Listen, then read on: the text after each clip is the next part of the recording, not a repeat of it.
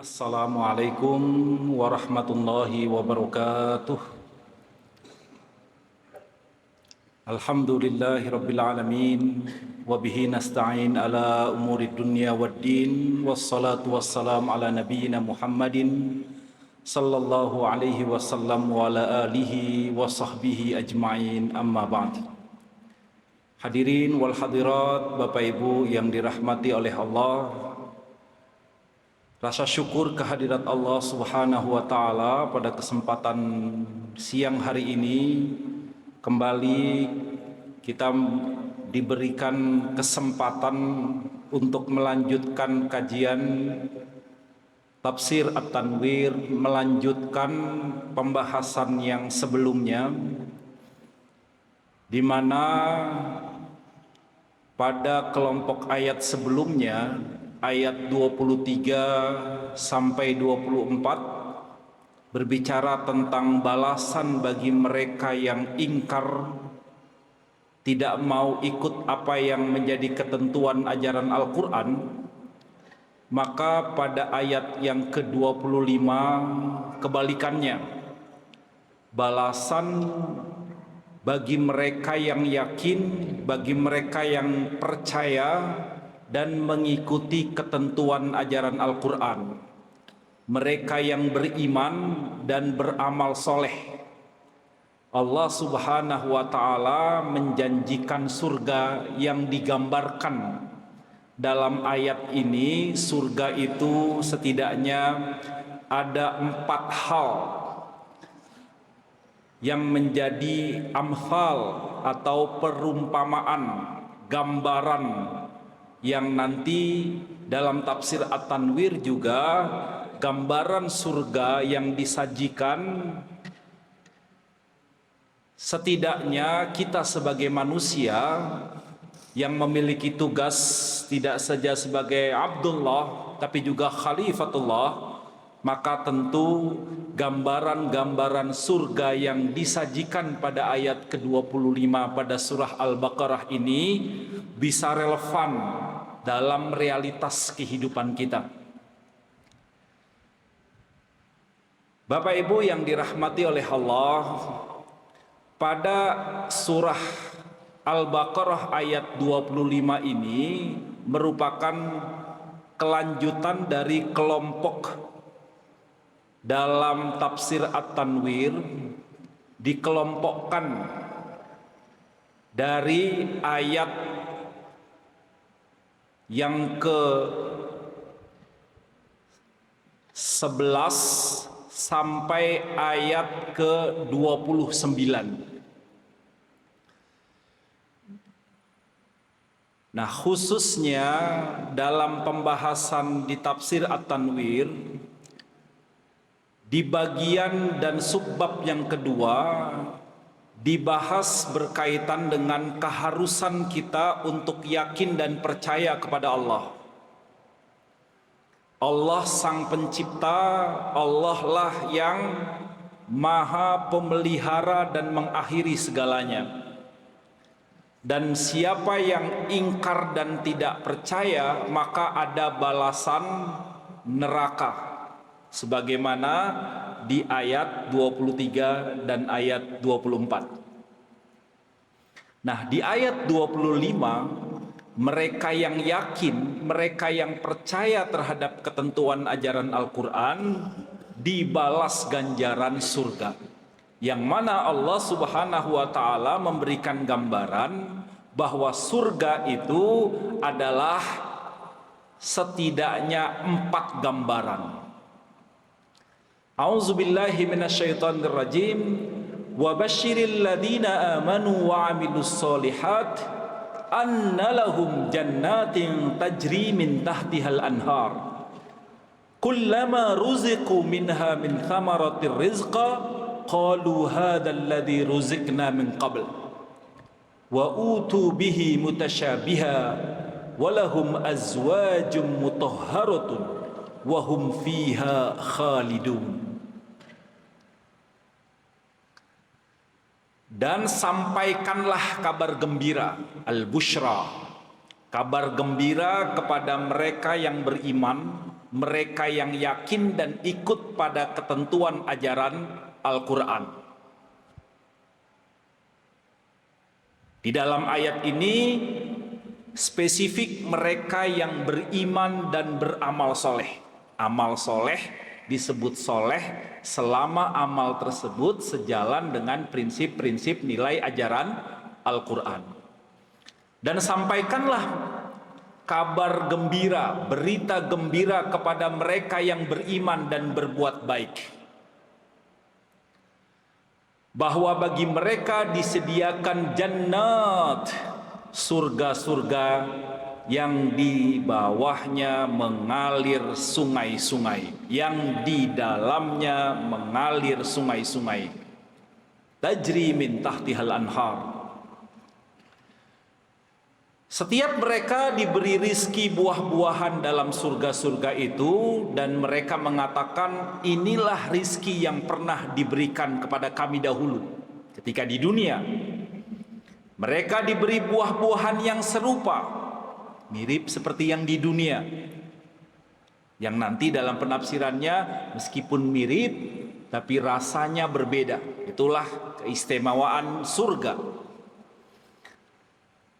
Dan di sana mereka memperoleh pasangan-pasangan yang suci, azwaj mutahharah, menggunakan istilah azwaj, zauj, pasangan. Wahum fiha khalidun, dan mereka kekal di dalamnya. Hadirin Bapak Ibu sekalian, kedudukan ayat 25 ini sebetulnya satu rangkaian ayat 1 sampai 29, khususnya pada ayat yang berkaitan dengan yang pertama menjelaskan tentang mereka sosok yang beriman, mereka sosok yang kafir, mereka sosok yang munafik. Dijelaskan pada kelompok ayat yang pertama yang pernah dibahas, dan dijelaskan mereka-mereka yang ikut ketentuan ajaran Al-Quran dan apa konsekuensinya, dan mereka yang tidak mau ikut terhadap ajaran Al-Quran dan apa konsekuensinya. Dijelaskan ayat 21-22 ada perintah tauhid. Jelas kita diperintahkan untuk senantiasa beribadah kepada Allah Subhanahu wa Ta'ala, beribadah tunduk patuh hanya kepada Allah Subhanahu wa Ta'ala, karena Allah Subhanahu wa Ta'ala lah sang pencipta. Maka kita diperintahkan untuk tunduk patuh kepadanya. Di ayat 21 dijelaskan seruannya kepada orang seluruh umat manusia, ya ayuhan nas wa'budu rabbakumul ladzi khalaqakum walladzina min qablikum la'allakum tattaqun alladzi ja'ala lakumul arda firasa was samaa'a binaa'a wa anzala minas samaa'i ma'an fa akhraja bihi minats thamarati rizqan lakum fala taj'alu lillahi andada wa antum ta'lamun. Kita enggak boleh fala taj'alu andada wa antum ta'lamun. Kita enggak boleh menduakannya, syirik nggak boleh. Ini ada ketentuan, ada perintah tauhid. Di ayat 23-24 dibahas ancaman mereka yang ingkar. Wa in kuntum fi raibim mimma nazzalna ala abdina fa'tu bi suratin min mithlihi wad'u syuhada'akum min dunillahi in kuntum shadiqin. Kalau ingkar, kalau nggak mau ikut, coba fa'tu bi suratin min mislih. Kemarin kita sudah bahas perjenjangan tantangan Allah kepada mereka yang tidak mau ikut pada ketentuan Al-Quran. Buat semisal Al-Quran. Kalau tidak bisa, fa'tu bi asri suwarim misli, 10 surat deh. Kalau nggak bisa, 1 surat saja. Fa'tu bi suratim min misli, cuma 1 surat saja. Ini tantangan terendah.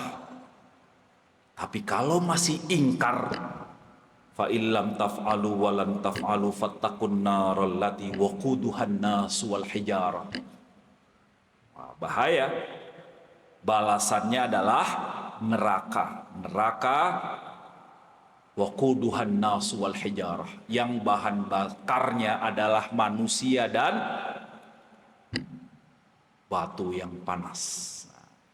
Pada ayat yang ke-25 sebalikannya, kabar gembira kepada mereka yang yakin. Setelah ancaman kepada yang ingkar, bagi yang tidak beriman konsekuensinya balasan neraka, maka bagi yang beriman ada kabar gembira, di mana selama dia benar-benar beriman dan mengiringinya dengan amal soleh, maka konsekuensinya adalah dia mendapatkan surga yang disediakan oleh Allah Subhanahu wa taala. Jannat, bentuk jamak muannas dari kata jannah, artinya tersembunyi, seakar kata dengan beberapa kata ya, ada kata jin, tersembunyi. Kata jannah, jannah didefinisikan sebagai taman yang rindang yang menyembunyikan orang yang ada di dalamnya. Karena begitu rindang, maka sampai tidak tampak orang di dalamnya. Diilustrasikan di mana jannah tadi itu adalah tajri min tahtihal anhar, mengalir sungai-sungai di bawahnya. Ini merupakan ciri khas gambaran surga yang terulang di beberapa ayat. Jannatin tajri min tahtihal anhar. Mutasyabihan, buah-buahan yang diberikan serupa yang pernah dirasakan di dunia, yang sebetulnya hakikatnya ketika mereka rasakan berbeda. Kemudian ada kata kunci yang lain, azwajum mutahharah, pasangan-pasangan yang mutahharah, yang suci. Ini bersifat netral ya. Maka ketika banyak yang mendefinisikan dan mengartikan kata istri, itu tidak relevan. Karena penggunaan kata azwaj itu bersifat netral gender. Maka mereka nantinya di surga akan disiapkan pasangan-pasangan yang suci. Azwajum mutahharah. Di mana selama di surga mereka dijanjikan, ada kata kunci khalidun, kekal selama-lamanya. Maka Bapak Ibu sekalian, setidaknya ada 4 gambaran. Sungai mengalir dan kebun yang rindang, yang tersembunyi orang yang ada di dalamnya, makhluk-makhluk yang ada di dalamnya. Yang kedua adalah buah-buahan yang serupa tapi berbeda. Dan yang ketiga adalah pasangan yang suci. Dan yang keempat adalah kekal di dalamnya. Itu gambaran surga Bapak Ibu sekalian.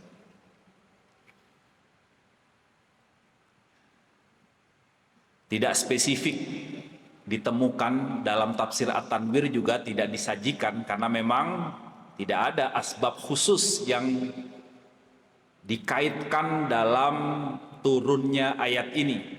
Karena memang tidak semua ayat itu memiliki asbab nuzul, maka ayat ini tentu berlaku umum dan bersifat umum. Ketika dikaitkan ayat ini dengan ayat yang sebelumnya, maka setidaknya korelasinya jelas. Ayat ini turun sebagai kelanjutan pemaparan tematik tentang konsekuensi iman dan konsekuensi kekufuran. Iman maka akan mendapatkan surga, kufur maka akan mendapatkan neraka.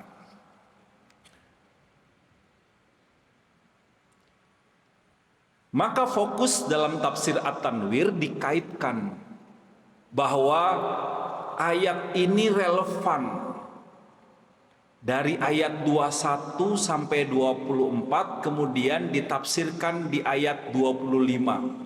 Di mana ayat 25 yang kita bahas ini menjadi antitesis dari ayat ke-23, 24. Mereka yang ingkar, mereka yang tidak mau ikut pada Al-Quran, dibalas dengan neraka. Namun ketika mereka yang yakin dan beriman dan mau beramal soleh, maka mereka mendapatkan surga. Ini relevan ya, karena Ada yang disebut dengan targhib, ada yang disebut dengan tarhib. Ada janji, ada ancaman, dan itu berimbang. Dan saya rasa itu bisa menjadi cara dan metode dalam berdakwah, seperti halnya kita mengenal dalam kaitannya reward dan punishment dalam aktivitas kehidupan kita. Ketika dikaitkan dengan munasabah ayat sebelumnya di ayat yang 10, kita juga menyebut mereka yang beriman dikaitkan dengan predikat yang muflihun, tapi mereka yang tidak beriman dan ingkar maka mereka disebut dengan mufsidun. Sebagaimana nanti kita kaitkan juga tugas manusia, bahwa manusia memiliki tugas sebagai khalifah. Inni ja'ilun fil ardi khalifah. Maka gambaran surga ini merupakan sebagai blueprint bagi kita manusia dalam rangka untuk memaksimalkan fungsi kita sebagai Abdullah dan Khalifatullah. Bagaimana menjaga lingkungan sehingga seperti jannatin tajri min tahtihal anhar. Bagaimana kemudian mau memaksimalkan untuk mencari rizki, kemudian mengapresiasi rizki, maka kita mengilustrasikan apa yang digambarkan dalam Al-Quran, mutasyabihan, buah-buahan yang ternyata sama, maka kita dituntut untuk mengapresiasi rizki. Termasuk juga di dalamnya adalah azwajum mutahharah. Hubungan kita tentu harus baik hubungan sosial, termasuk juga di dalamnya adalah hubungan kita kepada sesama umat manusia. Saya awali Bapak Ibu sekalian dengan makna jannah, taman yang tersembunyi. Disebutkan dalam tafsir At-Tanwir, Allah Subhanahu wa taala memerintahkan Nabi kita Nabi Muhammad sallallahu alaihi wasallam al-busyra, kabar gembira kepada mereka yang beriman dan beramal soleh. Di akhirat kelak nanti mereka akan mendapatkan balasan surga, dan balasan surga digambarkan dengan tajri min tahtihal anhar. Taman disebut jannah karena pemohonannya rindang, menyembunyikan orang-orang yang ada di dalamnya dari pandangan luar. Rindang menyembunyikan makhluk dari pandangan yang al-junnah. Junnah itu sering artinya perisai yang disembunyikan dari serangan jin, makhluk yang tersembunyi. Janin seakar kata juga dengan kata jannah, itu artinya adalah janin yang tersembunyi dalam rahim. Maka kata jannah tersembunyi, terselubung dalam definisi bahwa ini adalah sebuah kebun yang rindang, pepohonannya banyak, menyembunyikan makhluk yang ada di dalamnya. Nah, ini Bapak Ibu sekalian, ini merupakan sebuah role model, atau istilahnya ini merupakan sebagai blueprint dari lingkungan ideal.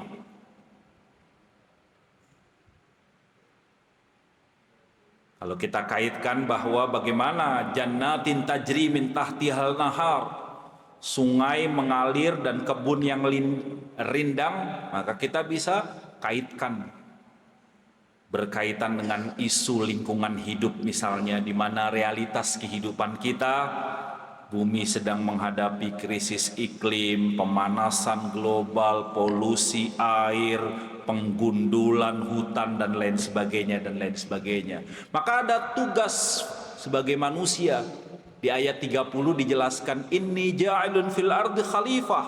Maka gambaran surga yang hijau, yang asri adalah blueprint lingkungan ideal. Dan tugas kita sebagai manusia untuk senantiasa memaksimalkan amal soleh kita, sehingga terjagalah ekosistem yang ada di bumi. Menanam pohon, menghemat air, mengurangi polusi, itu merupakan sebuah bentuk-bentuk nyata dalam kita merawat bumi sehingga bisa terjaga. Tidak kontras dengan keindahan surga. Mengapa surga digambarkan taman yang ya, jawaban populer dijelaskan dalam tafsir At-Tanwir, Al-Quran karena turun di Arab, padang pasir yang tandus, sehingga gambaran taman yang rindang, sungai yang mengalir merupakan sebuah gambaran impian yang menggugah hati mereka. Mereka kemudian tergambar. Tapi persoalannya apakah gambaran itu juga relevan bagi kita yang pada suatu ketika saya pernah juga menemani satu orang syekh dari Mesir, kemudian kami ajak nginap di kebun teh Pagilaran Batang. Ketika itu juga dia ngomong, Indonesiun la yadkhulal jannah, orang Indonesia nggak akan pernah masuk surga katanya. Li'annakum fil jannah, karena kamu udah di surga ini kata dia.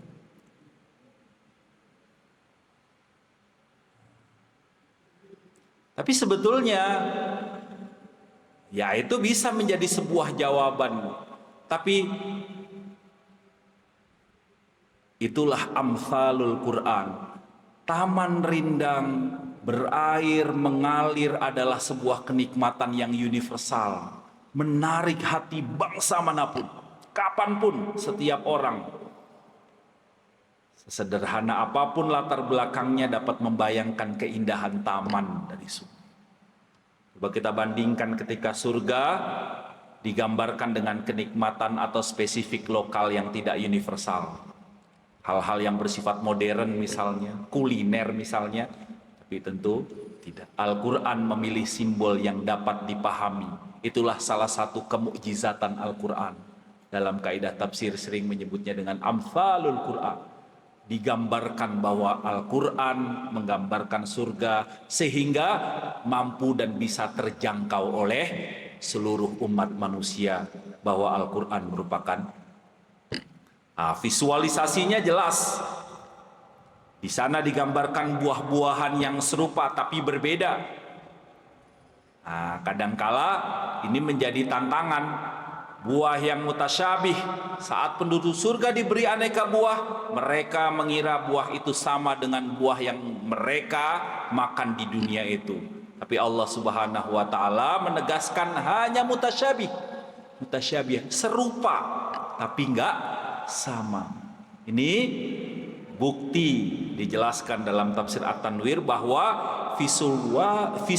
visualisasi surga dalam Al-Quran bukan hanya sekedar gambaran yang bisa dipahami oleh manusia, tapi juga merupakan sebuah gambaran yang di luar jangkauan indera dan nalar manusia. Tampaknya sama, tapi ternyata karena dalam hadis qudsi dilihat enggak sama. Aku sediakan bagi hamba ma'ainun ra'at wala uzunun, kamu nggak pernah lihat sebelumnya, nggak pernah rasa sebelumnya, nggak pernah dengar sebelumnya. Itulah merupakan sebuah. Maka apa korelasinya Bapak Ibu sekalian?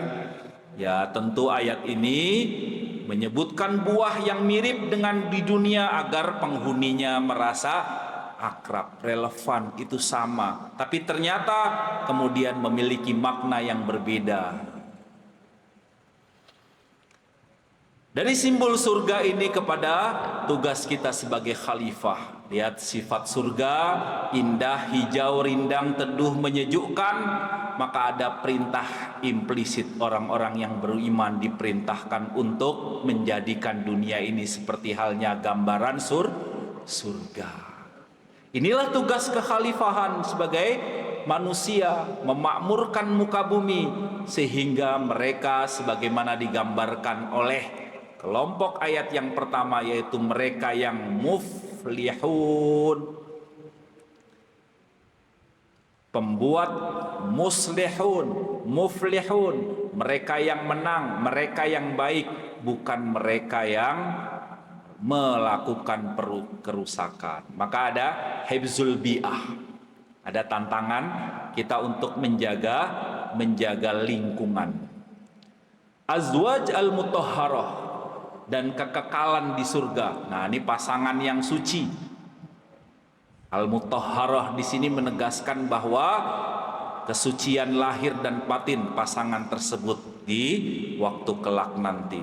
Ya, tentu kalau realitas kita saat ini tinggi angka stres, toxic relationship, kesepian, krisis monaritas dan lain sebagainya, kaitannya dengan tugas kita sebagai manusia.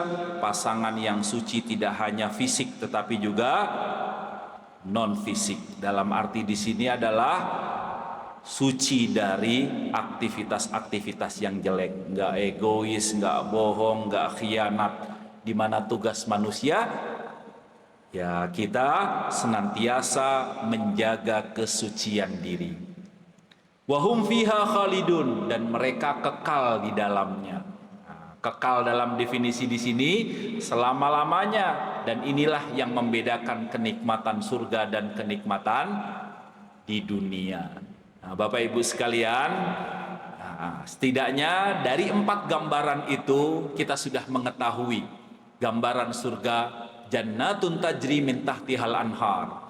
Di situasi krisis iklim dan lingkungan seperti saat ini, maka relevan bagi mereka yang amanu, bagi mereka yang amilus solihat, maka dia mau menjaga lingkungan. Yang kedua, iman tidak cukup diucapkan, tapi juga harus direalisasikan dengan amal soleh. Harus benar-benar direalisasikan dengan amal soleh. Yang ketiga, ada harapan di tengah krisis. Ada kata wabasyiril ladina amanu wa amilus solihat. Jangan khawatir. Yang siapa yang menjaga keimanan, senantiasa konsisten untuk beramal soleh, Allah pasti akan memberikan kabar gembira. Dan kabar gembira itu adalah surga yang di dalamnya kita nanti diberikan berbagai macam kenikmatan-kenikmatan. Termasuk di dalamnya adalah pasangan-pasangan yang suci. Tentu pemaknaan kata zauj ini bersifat netral untuk menundukkan relasi pasangan secara adil, saling mensucikan satu sama lain, bukan hierarkis. Mari Bapak Ibu sekalian, kita jaga alam dalam rangka untuk ibadah. Kita tolak sikap merusak alam, karena kita diberikan gambaran janji surga sebagai blueprint lingkungan tempat kita tinggal. Mari kita teguhkan iman dan amal soleh kita bangkitkan dan kita galakkan relasi kita untuk saling mensucikan satu sama lain, bukan saling sebaliknya membuka aib satu sama lain, membuka hal-hal yang tidak baik satu sama lain. Itu merupakan sebuah hal yang harus menjadi perhatian bagi kita. Kita terus optimis karena Allah Subhanahu wa taala menjanjikannya, dan dunia bukan akhir segalanya. Dunia itu sementara dan ada balasan surga yang nantinya abadi selama-lamanya. Akhirnya dari ayat 25 ini ada kabar gembira bagi kita sebagai umat yang beriman dan senantiasa istiqomah untuk beramal soleh, untuk nantinya ada harapan terbaik kita, yaitu surga Jannatun Naim. Gambaran surga tentu gambaran yang bersifat universal, dapat dipahami oleh seluruh umat, lintas ruang dan lintas waktu, bukan hanya sekedar romantisasi budaya Arab padang pasir semata. Maka kita sebagai manusia, setelah divisualisasikan surga yang bersifat simbolik, pedagogis, maka seharusnya kita jalankan fungsi kita sebagai manusia untuk menjaga alam, untuk saling mensucikan satu sama lain, untuk saling memaksimalkan kebaikan dalam rangka terciptanya amanu wa amilus solihat. Simbol surga berimplikasi ekologis. Manusia sebagai khalifah sebagai muslihun dituntut untuk memakmurkannya, melestarikan bumi, bukan malah merusaknya. Azwajum mutahharah menegaskan kesetaraan, kesucian relasi pasangan. Artinya di sini tentu mari kita maksimalkan saling jaga untuk menjaga kesucian pasangan satu sama lain. Kita banyak sekali menemukan satu sama lain antar pasangan saling memviralkan satu sama lain. Auzubillahi min zalik. Khalidun menunjukkan keabadian nikmat sebagai puncak janji Allah Subhanahu wa taala. Mudah-mudahan bermanfaat Bapak Ibu sekalian. Kita belajar dari ilustrasi dan visualisasi surga yang Allah Subhanahu wa taala janjikan kepada umat yang beriman. Mari kita relevansikan dalam kehidupan kita sehari-hari, bahwa jadikan dunia ini sebagaimana digambarkan Allah, jannatun naim. Kita lestarikan alam, kita jaga kesucian pasangan, dan kita maksimalkan amal soleh dan keimanan kita untuk hadirnya rizki yang kita syukuri. Mudah-mudahan bermanfaat. Billahi taufiq wal hidayah. Assalamualaikum warahmatullahi wabarakatuh.